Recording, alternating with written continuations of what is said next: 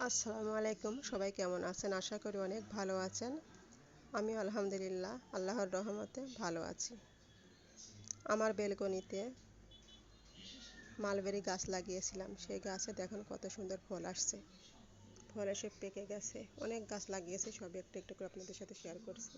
এদিকে কিছুটা ফল আসছে, লাল লাল হয়ে আছে। এগুলো একদমই ছোট, একটু বড় হলে ভালো হতো। একদমই ছোট ছোট হয়েছে গাছটা।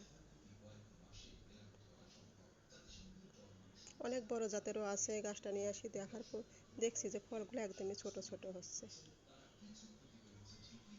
তারপর আলহামদুলিল্লাহ, যা হচ্ছে এটাই আল্লাহর কাছে লাখ লাখ শুক্রিয়া। আর এদিকে মরিচ ধরছে, মরিচগুলো কালো কালো, এগুলো সারা বছর ধরে। একদিকে মরিচ শেষ হয়, একদিকে ফুল আসে। আর এখানে দেখেন আমার ছোট্ট একটা আমড়া গাছে আমড়া ধরছে। খায় না খায়, এরা চোখের কাছে দেখার একটা শান্তি। কত সুন্দর ধরছে দেখেছেন। আর এদিকে টমেটো ধরছে, টমেটো পাকছে। গরমের দিনে টমেটো খেতে তো বেশ ভালোই লাগে। সবসময় তো শীতকালে খাই, আর গরমের দিনে খেতেও ভালো লাগে, দেখতেও ভালো লাগে।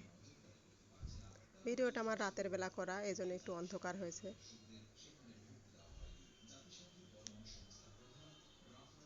অনেকগুলোই টমেটো আসছে, আর এখান থেকে নিয়ে খাওয়াও হয়েছে।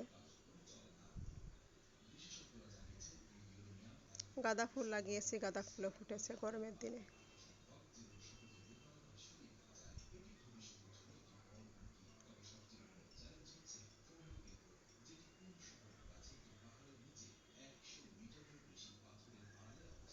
দেখতে খুব ভালো লাগে, তাই না?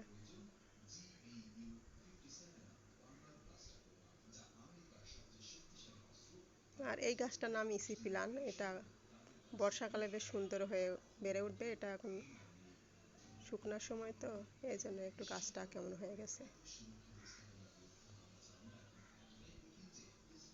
এটাও দেখতে বেশ ভালো লাগে। আর এখানে দেখেন চেরি, চেরি গাছ লাগিয়েছি, চেরি ধরছে।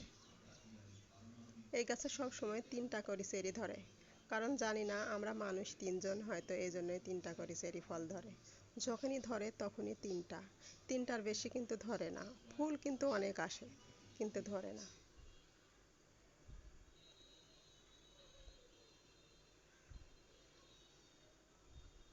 তো আমার ভিডিও যদি ভালো লেগে থাকে, অবশ্যই লাইক কমেন্ট শেয়ার করে পাশে থাকবেন। আমার ভিডিওটা কেমন হয়েছে অবশ্যই কমেন্ট করে জানাবেন।